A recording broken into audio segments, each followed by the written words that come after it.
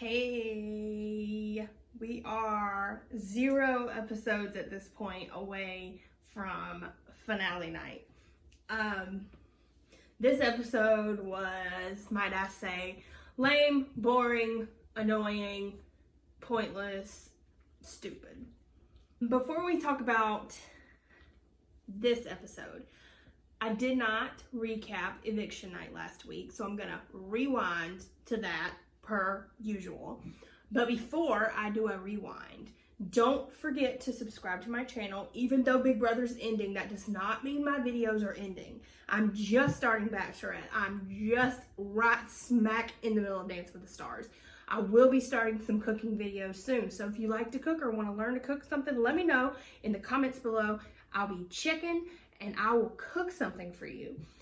I will also be starting to talk about some extras and odds and ends things. So look out for that. Subscribe to my channel. Hit the notification bell so that you know my videos are coming out. Also, follow me on Instagram at AshleyRach. That's how you're going to know any updates, anything that's happening, when a video's coming, when a video's not coming. That's where I will update you all. So, without further ado, let us get into our rewind segment of this recap episode. Last Thursday, Cody won the power veto. Well, he won it on Wednesday, but last Thursday night, he was the sole vote to evict. Guess who he evicted? Christmas. So, she's gone. I'm happy. No more crying. No more Christmas crying show. Whatever. So, he did not use the veto, and he voted for her. So, she's out. She's gone. So, we have a final 3 of Enzo, Cody, and Nicole. So, this is kind of my dream final 3. I called it a while back. You're welcome. And they did a couple of things this episode. We see the part 1 of the HOH. We get some pre-jury chatting with the 5 that, you know, half of them I didn't care about. We get to see why each of the final 3 think they should win. Let's just jump into it. So we started out and Julie starts talking, and I kind of forget that Julie is on these episodes. So she starts talking and she literally makes a quote, and I had to write it down because I had to say something about it. She makes a quote that says that all 3 have played a near perfect game. Now, I would venture to say that 2 out of the 3 have played a near perfect game. Because honestly, that 1 out of 3 ain't done nothing up until now. So can we all guess who I'm talking about? Nicole. Now, I've been a Nicole person this entire season. I was a Nicole person until today, I think. But we'll get into that later when we start talking about her pitch. So, Julie says they have all 3 played a near perfect game. This girl ain't done nothing until last week. She has done nothing until last week. She won an HOH and she won a veto back to back. That's great and wonderful and all these other things, but I would not call that a near perfect game. That's a little stretch. Now, Enzo and Cody, that's a different story. I think that Cody has played a perfect game. I think Enzo's played a pretty good game. Nothing has come back and bit Cody in the ass, not yet. And Enzo's just been kind of gliding along, doing his thing and telling secrets and whatever else it needs to be. Speaking of Enzo, his pitch was first, and I was like, I mean, he had some good points.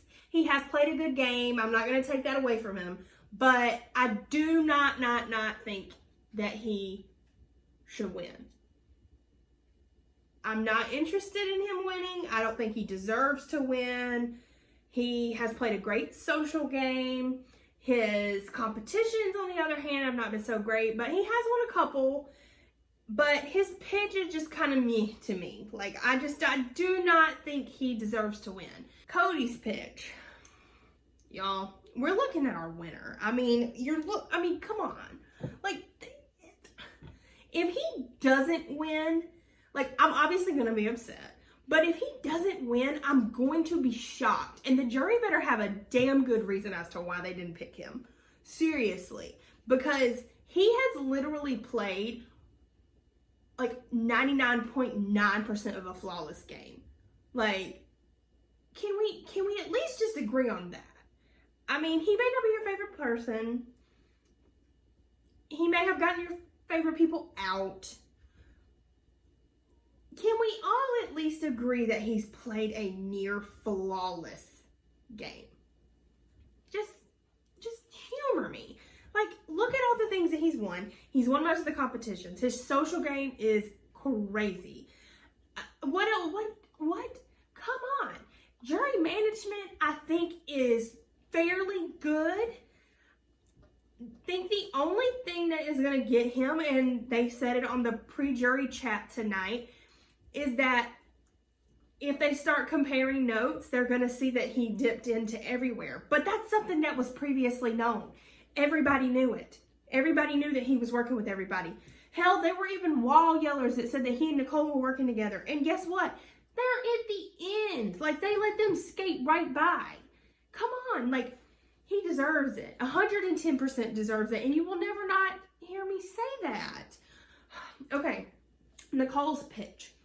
Now, I have been a Nicole person this whole time. Go back and watch some of my videos, even from the very beginning, and I was defending her through all the bullshit.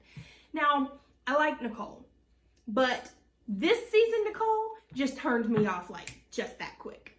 She literally said, "I'm one of the best players Big Brother ever." I mean, if not doing anything the entire season until the end, and everybody's gone and now you don't have anybody else to do anything for you, then you have to start playing. If that's your, I'm the best player Big Brother, if that's what makes you the best player, then sure, maybe. But I just have a little bit of a hard time getting with that. Like, I really like her. I like her outside of Big Brother way more than I like her inside of Big Brother.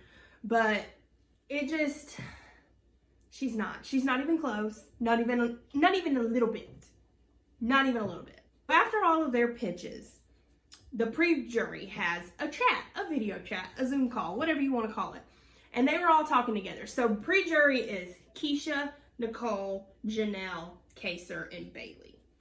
I just really feel like they were all just here. This doesn't feel like we've gone through this entire season. Everything's just moving so fast. So they all kind of chatted and they talked about the final three and who they weren't surprised who's there. They obviously, Janelle's still not Team Nicole. And honestly, Nicole Anthony was like really advocating for Nicole Franzel. And I was shocked. But that's cool because she started kind of making them think about, well, okay, maybe she is okay, but like me, I'm still not rooting for her. But they did bring to my attention that I think the only thing that Cody has against him is that when people start talking in jury, seeing if where he dabbled in everything and had things with everyone, if that is going to hinder him from winning. And quite honestly, I think Cody has the best chance of winning with Enzo, but I don't know. I mean, he could have a good chance with both because I don't know if this jury is going to allow Nicole to win twice. It's such a toss-up. If she's at the end, like, yes, a winner made it to the end, which is great, a great accomplishment.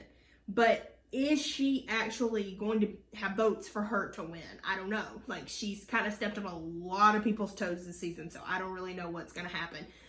Enzo, I think the only way that Enzo would have a chance at winning is if he and Nicole were the final two. If they ended up cutting Cody, that would be the only way that he would have a chance to win. I truly believe that. After all the jury talk, it was really interesting to listen to them talk, so I would highly recommend going back and at least listening to that part of the episode, even if you stopped watching, because I do know a lot of people that only watch like eviction night or only watch the live feeds. They don't watch the TV show anymore. So I would highly recommend going back and at least watching that. So then they had the part 1 HOH competition. Now, if you're not familiar with the end of the season, there are 3 parts to an HOH. There are no more vetoes, no more anything else that's happened the rest of the season. There's an HOH part 1, 2, and 3. So prior to today, in real time, they've actually already played part 1 and part 2. tonight on the episode, we saw part 1. So I didn't know anything about it. I have greatly slacked on my live feeds and my spoilers. So part 1 and part 2, I do know who has won. Part 2, we're not spoiling. I don't spoil on here like that. Now on Instagram, I do spoil. So if you don't want to look at my Instagram because of spoilers, follow me anyways, but just don't look at my stories. So anyway, so part 1 of the HOH, I didn't even know it was an endurance comp. I didn't know anything about it, nothing. So we have Enzo, Cody, Nicole endurance comp. It's the one where they're hanging from the rope with the little disc that their feet can stand on, and they're going around in circles, and they're hitting, this time they're hitting a moon, and they're hitting a haunted house because they were zombies, and it was just a whole mess. They had to act like zombies. I'm like, this is ridiculous. Why are we doing this? This is Big Brother. This is not an acting competition. So anyway, they had to stay on. I have no idea how long they actually ended up staying on. I would have been very interested. I wish that we could have watched this whole thing on the live feeds because I would have been like right there. Ended up, obviously how it ends. Enzo fell first, Cody fell second, and Nicole is part 1 HOH winner. Good for her. So with being the part 1 HOH winner, she automatically advances to part 3, which is on finale night. So that is the last part of that. And so Cody and Enzo will go into part 2, and they'll play and see who wins that. And whoever the winner of part 2 is, then they will play in part 3 with Nicole, and whoever wins part 3 will be the final HOH, and then they get to vote out the very last person of the season. So we will see all of that play out on Wednesday night, finale night. We are here. It is, my stress level is like a 210. Sometimes I wish that Cody would have got it a long time ago, but other times I'm like, let's freaking go, dude. Wednesday night is finale night. A little synopsis of the rest of the week. Tomorrow we will have Dancing with the Stars. Tomorrow we might also have Bachelorette. We are a maybe on Bachelorette. If we don't have it tomorrow, it will be Wednesday. We will have Bachelorette on Wednesday, right before Big Brother finale. I'll make sure to get that out before it happens because Big Brother finale, newsflash, doesn't come on till 9 on Wednesday, usually 8. It's 9, so it's 2 hours, 9 to 11. Be on the lookout on my Instagram at ActuallyRach. Follow me there so that you'll know if you do watch other videos of mine, other recaps, you'll know what day it's actually coming out. I'm still trying to play around and finagle with the schedule this week. I got a busy week. It is what it is. Big Brother's my main priority this week because it's the end and I am pumped. So, with that being said, subscribe to my channel so that you know my videos are coming out. Hit the notification bell so that you will get a notification when they do and when they are uploaded. Also, if you liked this video, give it a thumbs up. I would greatly, greatly appreciate it. And I will see you guys on Wednesday night for the last episode of this Big Brother All-Star season. I am so excited. I cannot wait to see how this plays out. But until then, you guys have a good Tuesday, and I will see you all again on Wednesday night. Bye.